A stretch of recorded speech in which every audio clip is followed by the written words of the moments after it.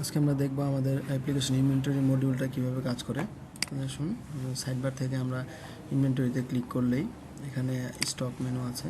Stock মেনুতে click করলে আমরা দেখতে পাচ্ছি এখানে আমাদের সকল আইটেম চলে আসছে এবং আইটেমের টোটাল হিস্ট্রি, ওপেনিং কোয়ান্টিটি কত ছিল, টোটাল পারচেস কত, sales, purchase return, sales return এবং অ্যাভেলেবেল স্টক শো করছে।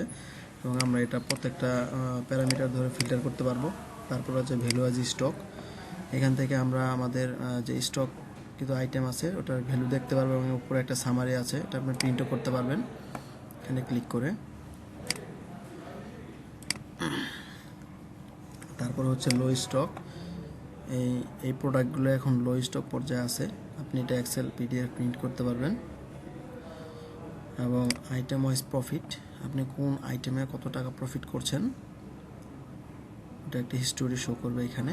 এই যে কোন আইটেমের প্রফিট পার্সেন্টেজ কত এবং প্রফিটের অ্যামাউন্ট কত এটা এখানে শো করবে। এই ছিল আমাদের ইনভেন্টরি মডিউল। আসসালামু আলাইকুম।